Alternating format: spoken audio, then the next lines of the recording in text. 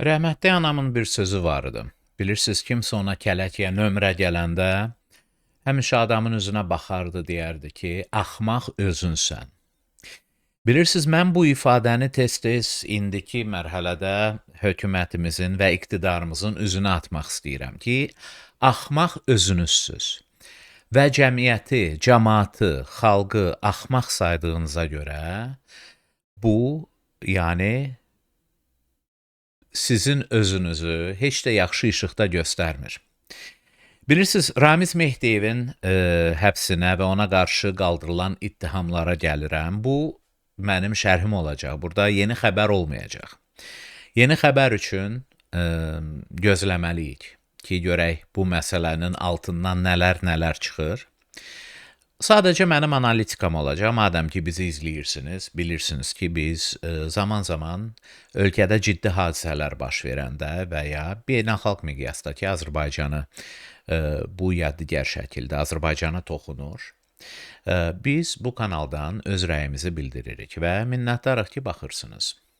Gəlin bir yerdə fikirləşək əslində bu məsələ haqqında. Bilirsiniz, burada daha çox suallar olacaq, nəinki cavablar. İttihamlara baxıram, dövlət çevrilişi, vətənə xəyanət və cinayət nəticəsində mülkün mənimsənməsi və qanuniləşdirilməsi. Bilirsiniz, iqtidarın bu cür ittihamları ilə irəli sürməsi çox gülüncdür. Çünki bilirsiniz, Ramiz Mehdiyevə irəli sürdükləri bu ittihamların hamısını iqtidar güzgüyə baxıb özünə aid edə bilər. Yəni, gəlin uşaq olmayaq. Biz inanırıqmı ki, bütün bu ölkədə həmin bu işlərlə məşğul olan, kiminsə mülkünü ələ keçirən, qanuniləşdirən ya bu dövlət çevrilişi bilirsiniz, vətənə xəyanət. Mən bunu dəfələrlə demişəm ki, Amerika kimi böyük, nəhəng ölkədə 10 ildə, 15 ildə bir nəfər tapılır ki, vətənə xəyanətlə ittiham olunur. O da şpiyonaj hallarında, o da dəlil sübutu olan məsələdir. Azərbaycan çox kiçik ölkədir və hara baxırsan o yana, bu yana hamının əleyhinə eyni maddələri irəli sürürlər. Bu artıq öz, bilirsiniz, ciddiliyini itirən məsələdir. Deməli, vətənlə bir problem var ki, sağa, sola hamını vətənə xəyanətdə ittiham eləyir bu iqtidar. Ya da iqtidar tənbəldir, intellektual baxımdan tənbəldir və təzə bir şey fikirləşmək istəmir. Və elə bilir ki, bu ittihamları irəli sürməklə, onları ortaya atmaqla biz hamımız buna inanacaq. Ramiz Mehdiyevi heç də müdafiə etmək istəmirəm. Məni yanlış anlayarsınız, Allah göstərməsin. Mən əminəm ki, bunun altından milyon dənə problem çıxacaq. Ramiz Mehdiyevin Rusiya adamı olduğuna tam şəkildə inanıram, bilirəm və əminəm ki, hökumət bunu göstərmək istəyəcək. Mənə maraqlı olan başqa bir məsələdir. Ramiz Mehdiyev təkcə bir şəxs deyil, bir fərd deyil, bir aparatçıq deyil, hətta böyük vəzifədə olsa, prezident aparatının başçısı olsa, sadəcə bir adam deyil, bu bir təsisatdır, xanımlar, cənablar.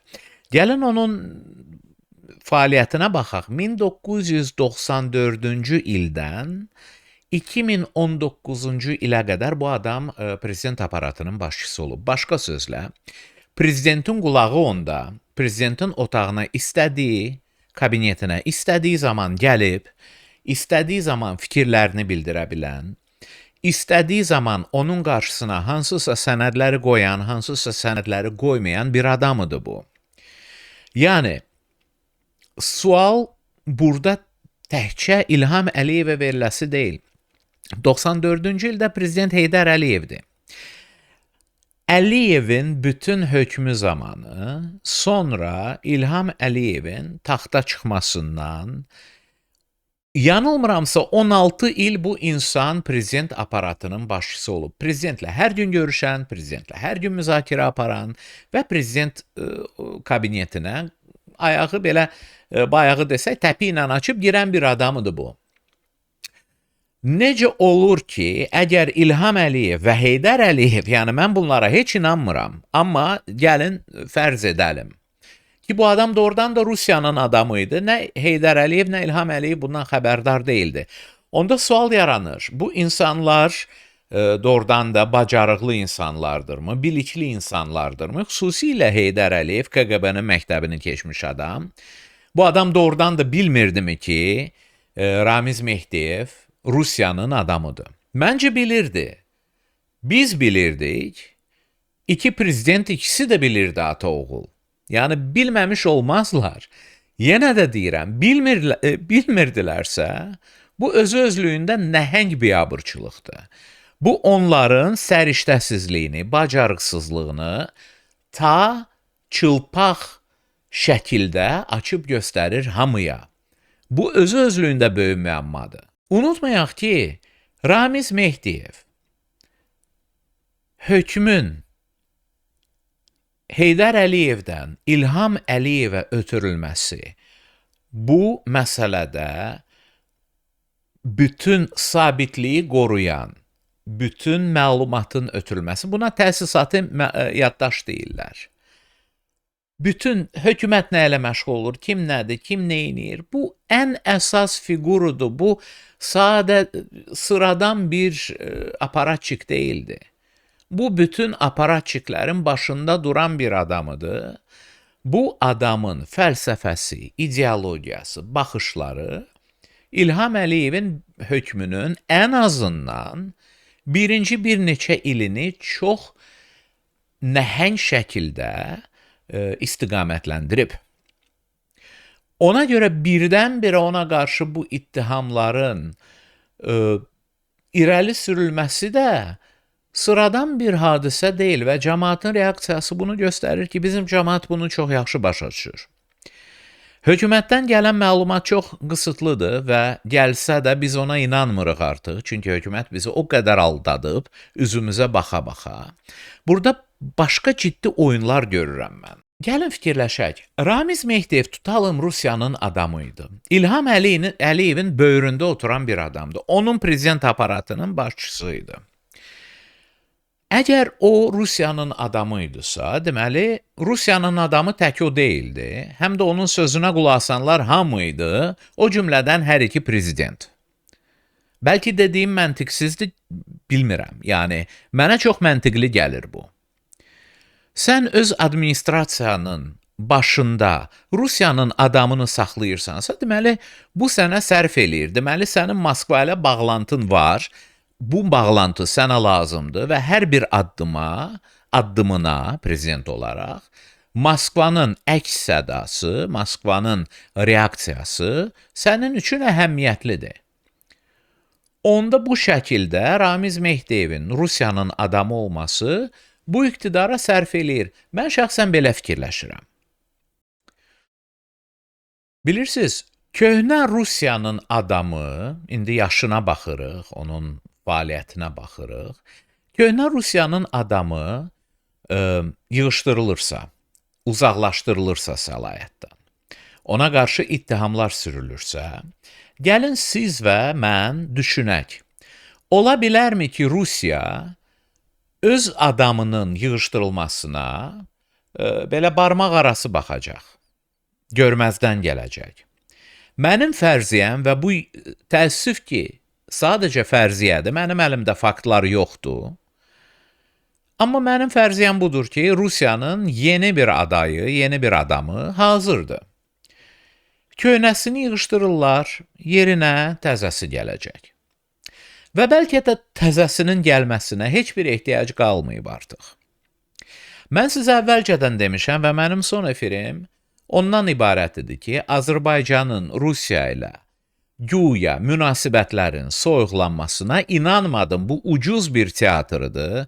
Bunun ucuzluğu, bunun acizliyi mənim üçün bəlli bir məsələdir. Mən bu barədə oturub düşünməli deyiləm. Ola bilsin ki, kiminizə bu inanılmaz gələr. Kiminiz məni qərəzdə ittiham eləyərsiniz, öz işinizdir. Öz işinizdir. Bu sadəcə mənim baxış bucağımdır və kimsə bununla razılaşa bilər və razılaşmaya bilər. Mən sizdən küsmürəm, siz də məndən küsməyin. Yeri gəlmişkən şərhlərinizi oxuyuram, hər birinizin. Bu məsələdə öz şərhlərinizi bildirmək istəyirsinizsə, mən onları oxuyacağam, nəzərə alacağam. Bu birinci, ikinci dəfə deyil ki, mənim auditoriyam məni məlumatlandırır. Yəni bu normal bir şeydir. Mən buna normal baxıram. Mən başqa blogerlər kimi ya özümü bloger saymıram bilirsiniz, jurnalistlər kimi hər şeyin hər şeyi bilən, hər şeyin mütəxəssisi, hər şeyin eksperti, hər şeyin analitiki deyiləm və ölkədən kənardayam. Amma mənə burdan, baxdığım yerdən belə görünür məsələ. Çoxlu suallar verilir bu günlərdə internetdə. Deyirlər ki, bax, burada bir məntiqsizlik var, bir uzlaşmama var. Niyə görə Ramiz Mehdiyevə qarşı bu ittihamlar və bu məsələ ön plana çəkilməmişdi Rusiya ilə münasibətlərin pis olduğu vaxtda? Yalnız və yalnız İlham Əliyevin Putinlə görüşündən sonra sanki münasibətlərin normallaşdırılmasından sonra biz bu xəbərləri eşitməyə başladıq. Mən buna biraz başqa baxıram və gəlin bir yerdə fikirləşək.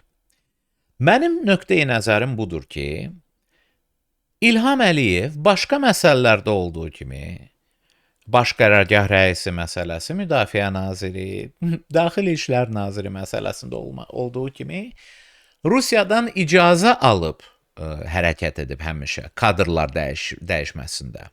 Xatırlayın, yəni yalan danışırammı yoxsa? Siz bunu bilmirsinizmi? Mənim zənnimcə Putinin Əliyevlə güya üzr istəmədən üzr istəməsi məsələsi yalnız bizim gözümüzlə gördüyümüz bir məsələ idi. Orada tamamilə başqa məsələlər də müzakirə olunub və o cümlədən mən belə başa düşürəm ki, Ramiz Mehdiyevin aqibəti də elə orada həll olunub, elə orada Moskvadan yaşıl işıq verilib ki, bu artıq özünü israf etmiş, özünü tükətmiş kadrı yığışdırıb, bəlkə zamanında yavaş-yavaş başqa bir adam gələcək bunun yerinə.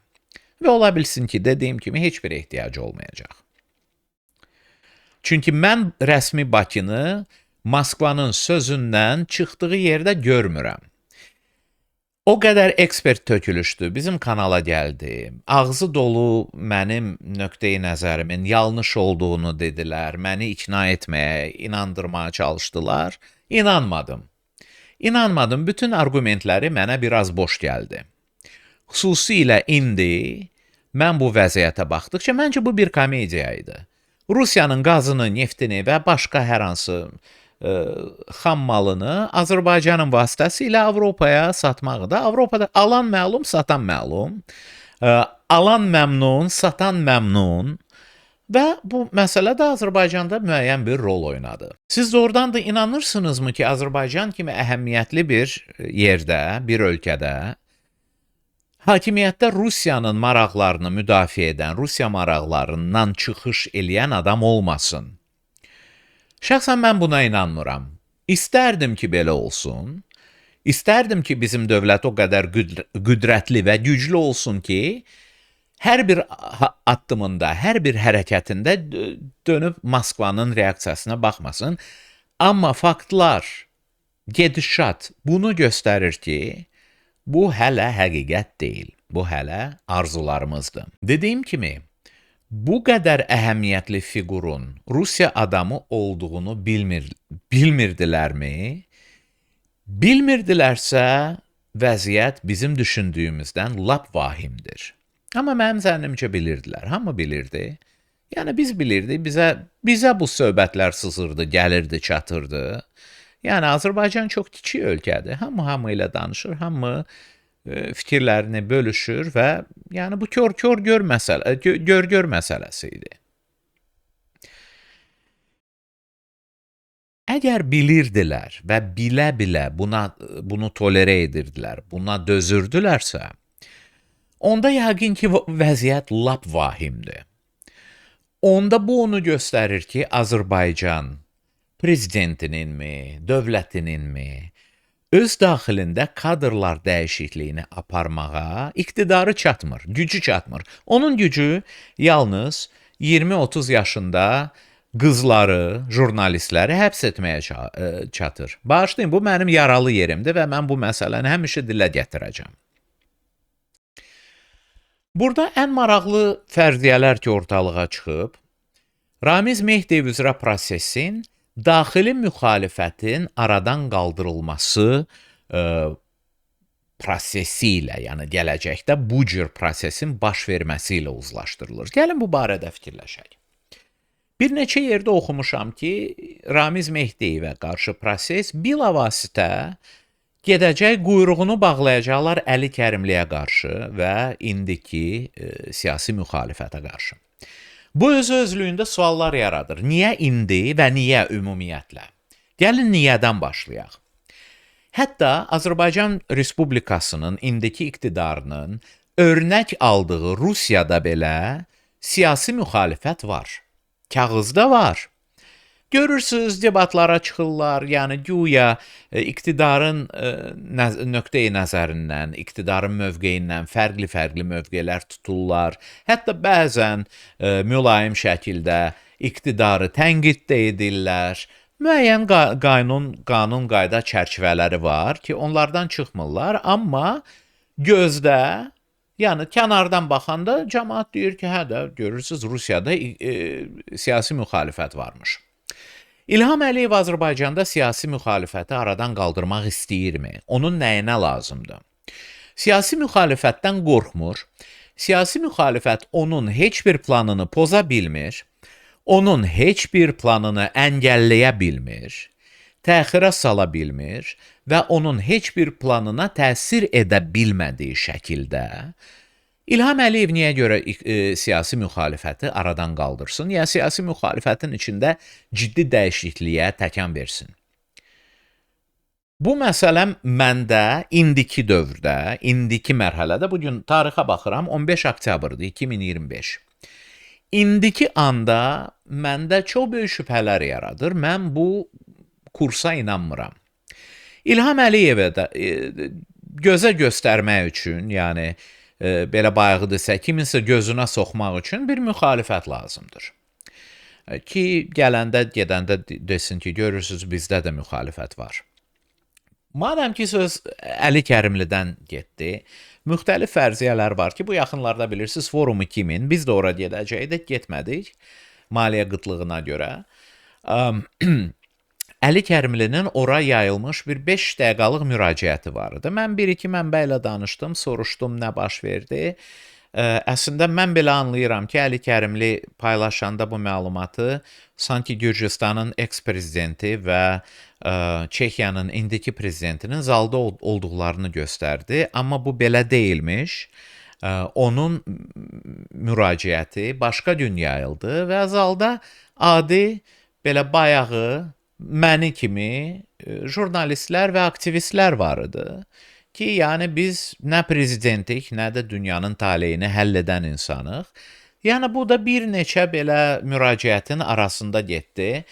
Belə sən deyən ajataj da yaratmadı. Əli Kərimlinin beynəlxalq müstəvidə İlham Əliyevin ajandasını, gündəmini dəyişdirə biləcək iqtidarı yoxdur. Əli Kərimli ona sərf eləyir. Əli Kərimli kimi və onun ətrafında toplaşan insanlar kimi bir müxalifət xaricə çatım əldə edə bilmir. Xaricdə böyük maraq yarada bilmir və xaricdəki necə deyim sizə, səlahiyyətli çevrələrin diqqətini özündə saxlaya bilmir. Yəni biz bunu görmüşük. Həbs etsələr, bir şey baş versə, qərbdə bir şeydən başı çıxmayan, Azərbaycanı çox belə bayağı tanıyan, səthi anlayan insanlardan təbii ki, bəyanatlar gələcək, qışqır bağır salacaqlar, amma biz görmüşük də bunun nəticəsini. Hələ jurnalistlər həbsdə, hələ siyasi iqtidar həbsdə, başlayın siyasi fəallar həbsdə. Halbuki onların qərbdə kontaktları da var idi, onları tanıyırdılar da, onların get-gəli də var idi, müəyyən üst düzey şəxslərə çıxışları da var idi. Biz bunu bilirik. Amma hardadılar indi? Həbsdə. İqtidar Əli Kərimlidənmi qorxur, yoxsa hər hansı, yəni mən təkcə Əli Kərimlini burada önə çıxarıb başqaları yaddan çıxarmaq istəmirəm. İqtidar indiki siyasi müxalifətdə kimdən qorxur? Sizin zənninizcə. Kimdən qorxur? Xüsusilə Amerikaya gəlib get-gəldən sonra, Amerikada bu cür qarşılanandan sonra İlham Əliyev başa düşdü ki, Trumpın sözləri, Trumpın birinci səfəri zamanı xaricə Məhəmməd bin Salman, jurnalist Qaşıqçını İstanbul konsulluğunda doğratdıran və çamadanda cəsədini hissə-hissə binadan çıxartdıran adamdır. Trump gedib deyib ki, biz uzun müddət, uzun illər insan haqlarını Amerikanın siyasətinin baş tacı kimi, baş nöqtəsi kimi görürdük. Artıq bu vəziyyət dəyişdi. İndi bu vəziyyətdə İlham Əliyev nədən qorxsun? İlham Əliyev tutalım Əli Kərimlini həbs etmək istəyirsə, Allah eləməsin. Bu boyda oyuna ehtiyacı varmı Ramiz Mehdiyevə həbs etmək, sonra bunların adlarını biri-birinə bağlamaq, sonra Ramiz Mehdiyevdən körpü kimi istifadə edib siyasi müxalifətə, repressiyalara keçmək? Lazımdırmı bu? Məncə heç lazım deyil. İlham Əliyev göstərdi ki, son bir neçə il ərzində istədiyi adamı, istədiyi səbəbdən ya istəmədiyi səbəbdən hər an həbs etdirə bilər. O gün Akif Qurbanovun və Ruslan İzzətlinin prezidentə yazdıqları məktubu mən diqqətlə oxudum. Onların çox düzgün vurğuladığı bir məsələ var ki, prezident sizin iradəniz olmadan bu ölkədə heç bir siyasi proses, heç bir məhkəmə prosesi, heç bir məsələ, ümumiyyətlə məsələ həll olunmur. Bu da məlumun elanıdır. Biz bunu sizinlə bilmirikmi? Bilirik. Buna görə də mən bu söz-söhbətlərə o qədər də inanmıram. İnşallah tarix mənim düzgün olduğumu təsdiqləyər. Amma tutalım, mənim dediyim olmadı, başqa cür oldu. Yenə də siyasi müxalifətə qarşı repressiya olsa, bu nə deməkdir? Dediyim kimi mən inanmıram, çünki bu siyasi müxalifət, indiki siyasi müxalifət, xüsusilə indiki vəziyyətində ki, nə nümayiş keçirə bilir, nə hökumətin işini əngəlləyə bilir, nə bu qədər narazılıq olduğu yerdə xalq tərəfindən bu narazılıqdan istifadə edib, hansısa hərəkəti başlaya bilən müxalifətimiz yoxdur bizim. Bizim müxalifətimizin mübarizəsi internetdə, Facebookdadır. Mənim kimi. Amma mən müxalifət deyiləm, mən jurnalistəm. Mən öz platformalarından asılıyam. Onlar siyasi müxalifət partiyalarıdır, özdə ana müxalifətdir, onların dili ilə desək. Amma əllərindən bir şey gəlmir. Nə nümayiş keçirə bilirlər, nə miting keçirə bilirlər, nə imza toplaya bilirlər, nə seçkilərdə iştirak edə bilirlər, nə iştirak etsələr də onların lehinə verilmiş səsləri qoruya bilirlər bu insanlar. Nədir İlham Əliyevin indiki mərhələdə siyasi müxalifətdən qorxduğu? Mən buna inanmıram. Amma tutalım ki, doğrudan da mən tam şəkildə yanılıram. Bu da mümkündür. Yanılmışam da keçmişdə, gələcəkdə də yanılacam inşallah. Yanılmayan insan yoxdur. Öz yanılmandan nəticə çıxarmalısan sadəcə, bu qədər. Səhvlərdən nəticə çıxarmalısan. Tutalım ki, mən yanıldım. Tutalım ki, İlham Əliyev bu müxalifəti yığışdırmaq istədi. Halbuki, bu müxalifət qalıb 90-cı illərdə, xanımlar, cənablar. Onda nə baş verəcək? Onda müxalifət alanında bir vakum yaranacaq. Hökumət indi istərmi ki, bu vakum yeni, tamamilə yeni, öngörülməz, tanınmayan insanlarla ya qüvvələrlə dolsun? Çünki bilirsiniz, siyasətdə vakum qalmır. Sən boşluq yaradan kimi bu boşluğu nəsə və kimsə dolduracaq. İndi hökumətin yerinə olsaydıq, hesablaşma aparsaydıq, bizə kim daha çox sərf eləyir? Tanıdığımız, bildiyimiz, küncə soxduğumuz, əlindən bir şey gəlməyən və yəqin ki, hərəsinə bu qalınlıqda dosyalar topladığımız müxalifətmi? Yoxsa bunların yerinə gələcək başqa yeni müxalifət ki, biz onları nə tanıyırıq, nə öngörə bilirik, nə də onların hərəkətlərini əvvəlcədən düşünüb qarşısını ala bilirik. Nə onların düşüncə tərzinə bələdik, nə onların potensialına bələdik. Bu lazımdırmı indiki hakimiyyətə? Mənə çox maraqlıdır. Yəni bu suallardır. Mən dediyim kimi bu çıxışdan sonra bizim hamımızda daha çox suallar yaranacaq, nəinki cavablar. Hökumət öz praqmatikliyini dəfələrlə göstərib. İlham Əliyevi sevə də bilərsiniz, sevməyə də bilərsiniz. Amma onun praqmatik siyasətçi olduğunu inkar etmək olmaz. Bu adam oturur, düşünür və onun hər bir məsələdən xəbəri var və onun hər bir məsələyə artıq hazır ssenarisi var. Tək onun beyninin məhsuludurmu bu? Ətrafında siyasi konsultantların işidirmi bu, xaricdən gətirilmiş?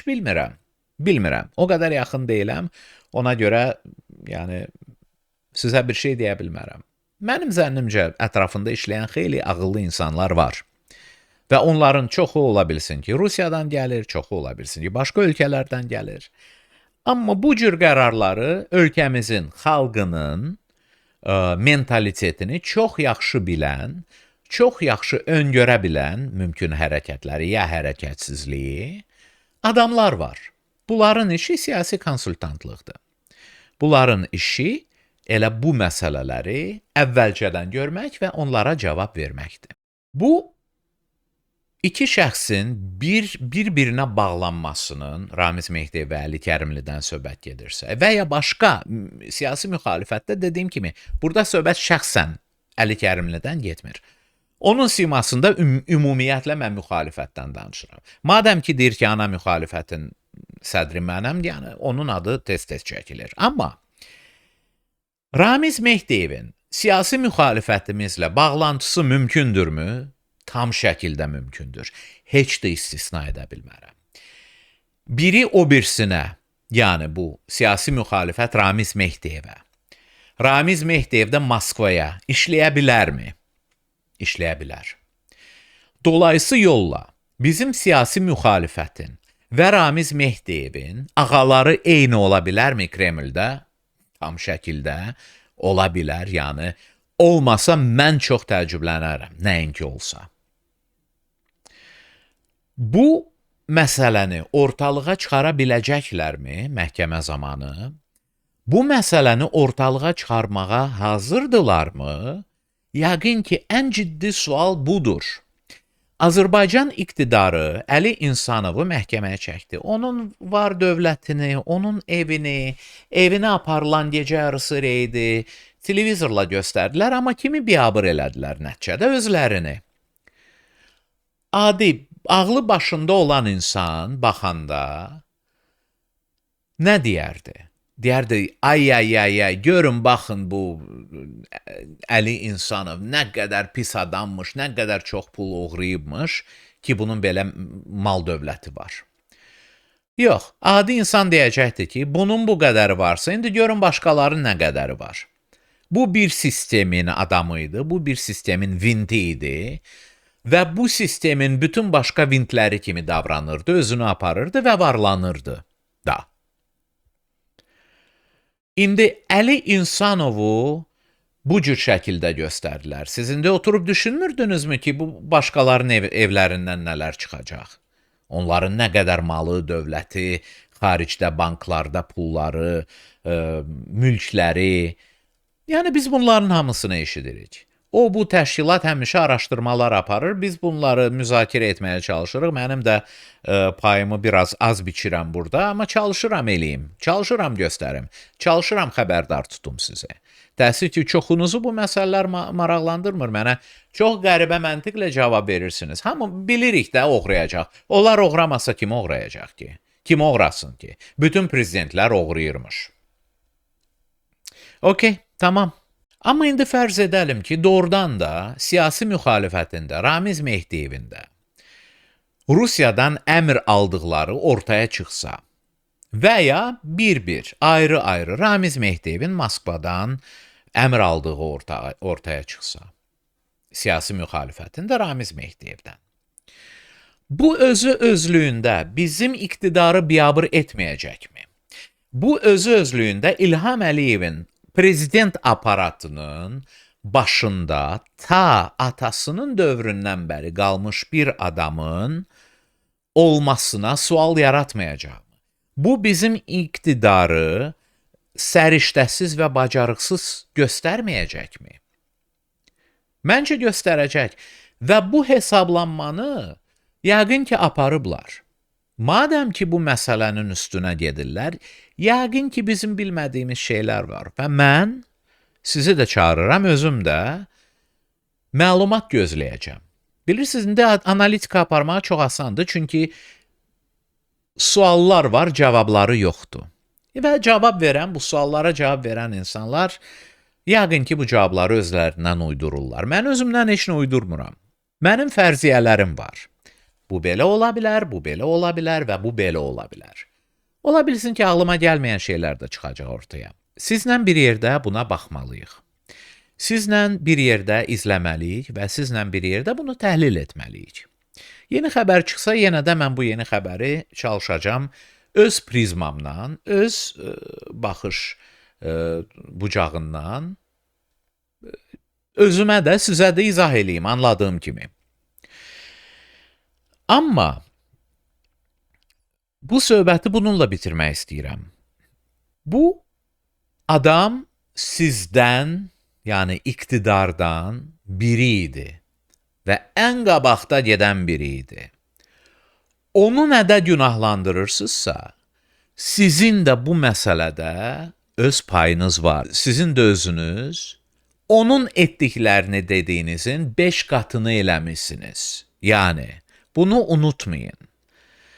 Və son olaraq bir məsələ ortalığa çıxmışdı ki, Ramiz Mehdiyev Avropada yerləşən bəzi blogerləri, o söyüş söyan insanları ki, mən onları indiyənə kimi izləməmişəm, tanımıram, birini izləmişəm, söyüş söyüb mənim ünvanıma və sonra üzr istəyib, bu məsələ olub bitib gedib. Mənə maraqlıdır bunun altından nə çıxacaq. Çünki bilirsinizmi, siyasilərin jurnalistləri ələ almaq, mən bu blogerləri, söyüş söyən insanları özümlə bir tutmuram. Ümid eləyirəm ki, mənə hörməti olan heç kim bir tutmaz. Çünki birimiz jurnalistdir, birimiz söyüş söyən kişi adamıdır. Amma siyasilərin bu cür insanlara ehtiyacının olduğunu bilirik. Təkcə bu söyüş söyən blogerləri yox. Bəzi kanallar var ki, özlərini başqa cür pozisyon edirlər, başqa cür göstərirlər, başqa işığa. Yox, biz söyüş söyən deyilik, yox, biz özümüzü tam şəkildə peşəkar aparıq və s. və axır. Amma bunların işi nədir? Səhər axşam hansısa mənbələrdən aldıqları kompromatla bu ya o biri məmuru vururlar. Başqa sözlə, özlərini iqtidarın içində məmurların davasında alət eləyirlər. Bilə-bilə və əminəm ki, adım kimi əminəm ki, bunun müqabilində ya pul alırlar, ya mükafat alırlar, ya başqa hər hansı imtiyaz əldə edirlər. Mən fəxrlə deyirəm ki, bizim kanal artıq 6 ildir 6 ildir fəaliyyət göstərir. Bizə bir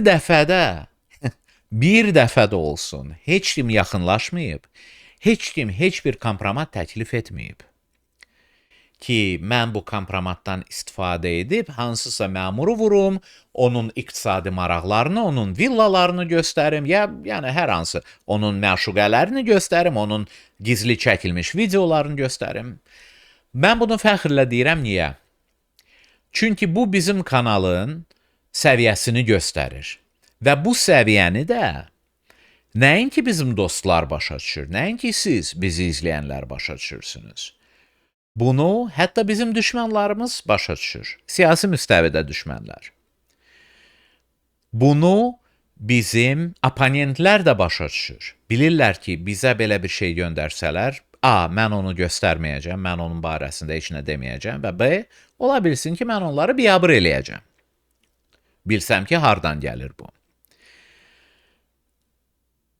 Xanımlar, cənablar, son olaraq bunu deyirəm. Dediyim kimi, bu bir şərhdir, bu bir təhlildir, bu mənim nöqteyi nəzərimdir.